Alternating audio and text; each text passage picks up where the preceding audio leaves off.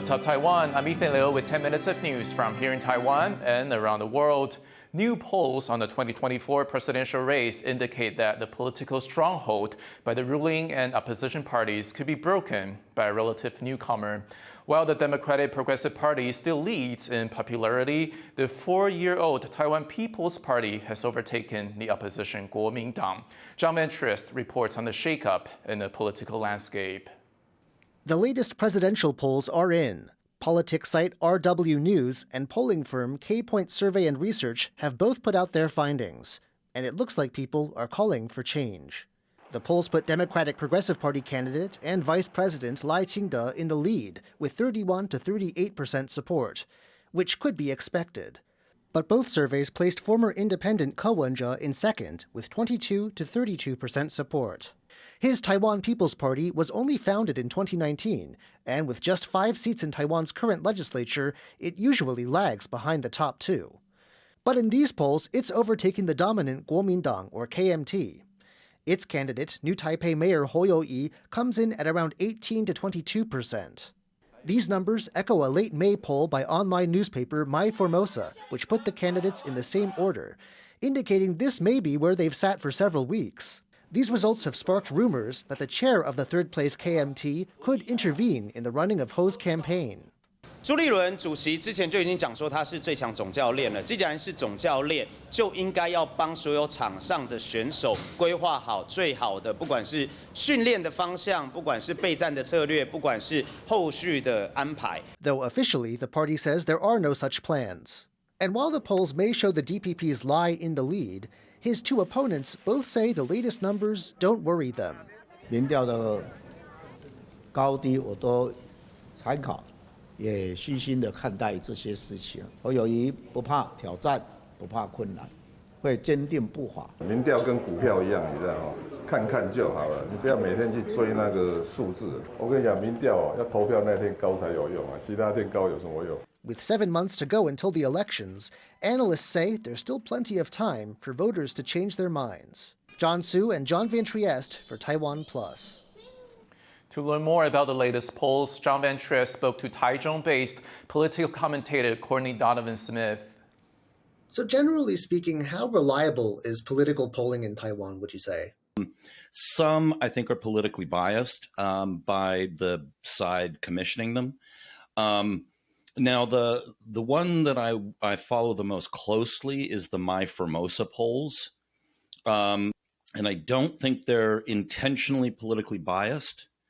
The 2 latest polls, which I think we're going to discuss today, are the RW poll. During the last election cycle, I thought that their polling came out fairly reliable. The other one, K-Point, that just came out, I really don't know very much about them. They're a pretty irregular pollster. What would you attribute the TPP's relative success in these polls to? Is it the popularity of Ko Wen-je, the leader of the party you just mentioned, or missteps by his opponents? Both. I think what's happened is you'll notice that coming into this presidential race, you'll notice that both Lai and Ko came into it prepared. Meanwhile, Hou came into this, he was announced as presidential candidate, and he has basically no platform. Party unity is seriously split.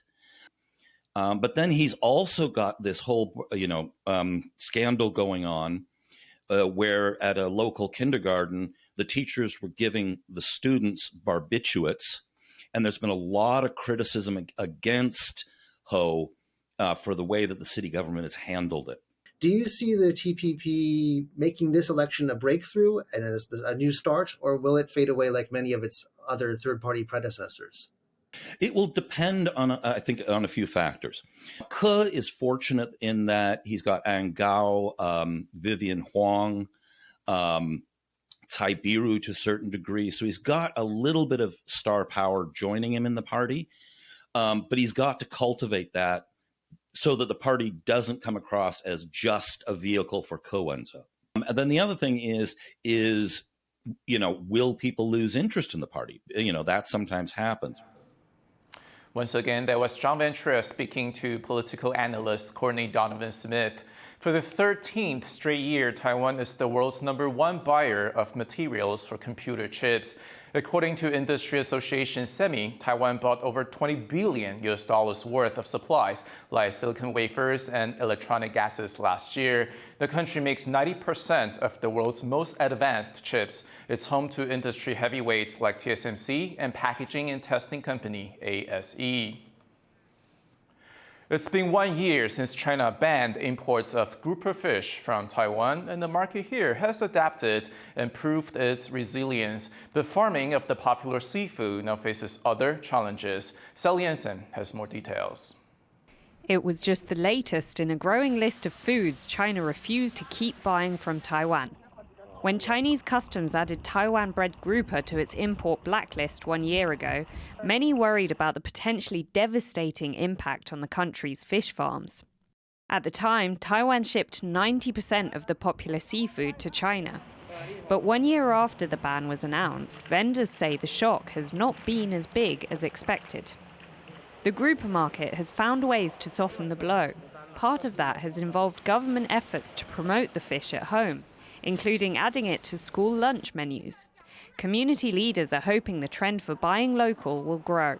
那我们常常在说，石斑鱼是台湾人最熟悉的陌生人。台湾爱吃鱼，但是最喜欢吃的是进口的鱼，不是台湾自己本产的鱼。所以我就觉得，包含有石斑，包含我们自己地产地销，我觉得都是一个我们要持续去推进努力的目标。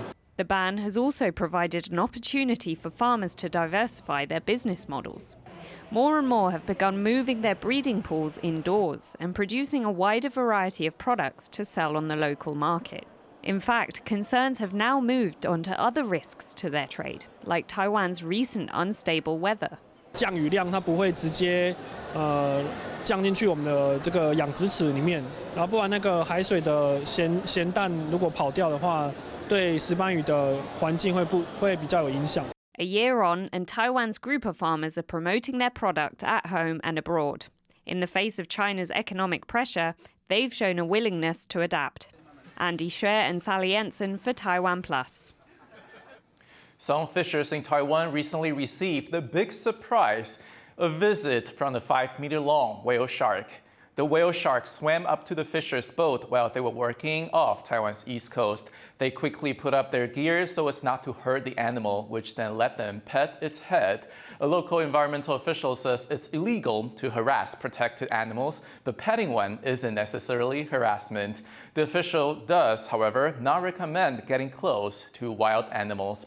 Despite their name, whale sharks are actually fish. They're the biggest fish in the world, but feed only on small fish, shrimp, and plankton.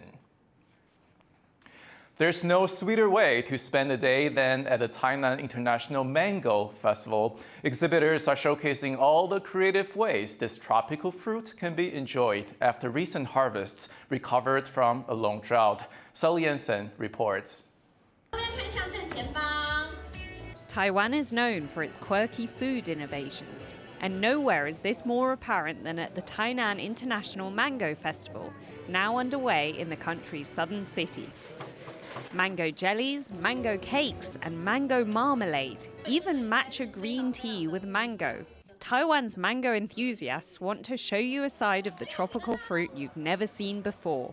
今年的芒果品质又好，价格也算合理。芒果不但是可以鲜食，芒果更可以做一些加工的产品，甚至于芒果有很多新的吃法。 Climate change has taken its toll on the country's mangoes. A year-long drought had many farmers worried about this year's yields. But recent rains have seen mangoes bounce back. 我们有许多优质的芒果要跟大家来见面。去年因为天候的关系，芒果大减产，但是今年你就可以大快朵颐了。 The city of Tainan will hold several mango-related events throughout the month of July. And with more rains on the way, for the juicy snack, it promises to be a fruitful season. Alex Chen and Sally Jensen for TaiwanPlus. Thank you for watching What's Up Taiwan. Finally, we leave you with images from the Colombian Amazon of rescued animals. I'm Ethan Liu. Take care, and I'll see you next time.